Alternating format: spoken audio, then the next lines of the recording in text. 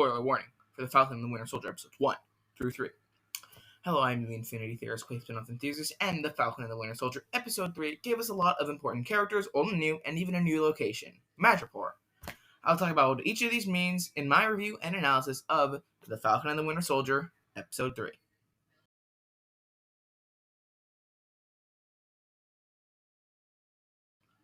As always is the case with these videos, let's start with my notes. Now, I did write notes while filming a podcast, so there probably won't be as many good ones as the other videos, but trust me, if you keep watching, I'll cover some important elements of the story. Just stick around. The first thing I have is about the Global Repatriation Council, or GRC. This is the first scene in the episode, and it paints them as this life-saving organization that does things for the good of the people. I think something sinister could be going on with the GRC just from this scene. The Flag Smashers definitely don't like them, and this scene is very Roxxon and Spider-Man Miles Morales. It even has their own "We're Here For You" in the form of their slogan, Reset, Restore, Rebuild. Also kind of reminds me of Reduce, Reuse, Recycle, something we should all do, by the way. Save the planet. I think the GRC could end up being the true villain of if not this show, then something else later down the line, but maybe this show. If you want some more evidence than just the Miles Morales connection, look no further than the next sequence. The GRC logo on the side of a police van. The van opens up on the shield. John Walker's holding it. He gets out of the van and tells Lamar Hoskins this. Don't give him a second to delete, shred, or breathe. Then he uses very aggressive methods to interrogate the guy who later spits in his face. Remember, Walker isn't his own cap. He is just a propaganda tool used by the U.S. government. Him being part of the GRC in this scene could signal to us that there is something up with him. He didn't even have the decency to ask the spit-in-face guy if he spoke English before interrogating. He's the only cap contender that doesn't speak more than one language. Even Hoskins speaks German. So yeah, look out for the Global Repatriation Council. I feel like they might show up in something like Black Widow. I also have a feeling that Thaddeus Thunderbolt Ross has something to do with the GRC. We know he's not always been the most trustworthy guy around, so yeah, I'm feeling pretty good about this theory. I feel like every time we get a Marvel title with this kind of act for a seemingly innocent organization, they always end up being evil. So here you go. One more piece of evidence to support this theory is how it feels like John Walker is against the Flag Smashers' want to help. Hoskins tells him that they are giving shelter and medicine, and Walker doesn't approve. Here it feels like the Flag Smashers actually do intend to help people, and Hoskins agrees, but upon seeing the look on Walker's face, he says this. That kind of thing creates loyalty, man. Zemo's cell number in this episode was actually not changed from last week's 2187, as a lot of people thought. It's both, which is actually Princess Leia's cell number in A New Hope and Finn Stormtrooper ID in the Star Wars sequel trilogy, FN2187. The new number this week, 61782, is just the cell's activation code. It could be a reference to a Dark Avengers comic. Zemo was reading a book by Machiavelli, a master manipulator who was friends with Leonardo da Vinci, and I think that this is just because Zemo is also a master manipulator.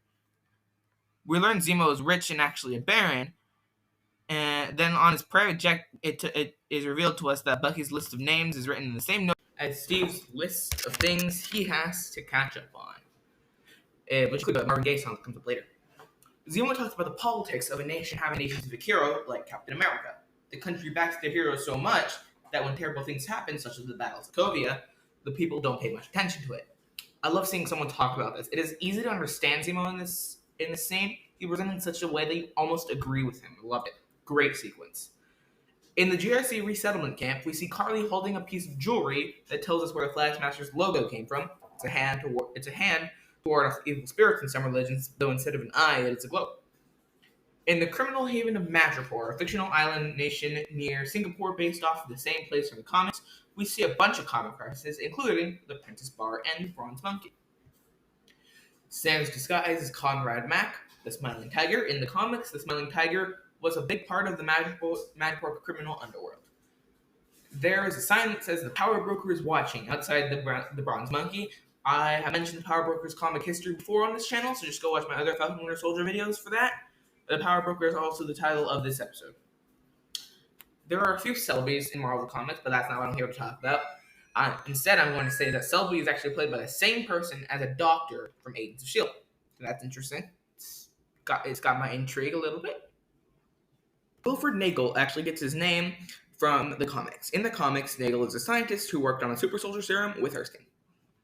Sharon calls Bucky Mr. America, a mocking title. In the DC comics, not the Marvel comics, DC, there is a Mr. America. My guess is that they are making fun of DC, but I don't know. Nego used an American test subject to make the serum. This was no doubt Isaiah Bradley.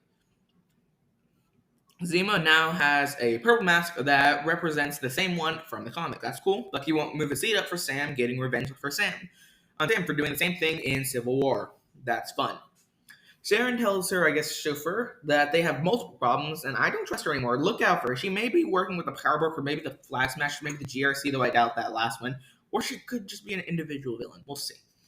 Sam seems to agree with Zemo about the whole political iconography of superheroes. He wants to destroy the Shield.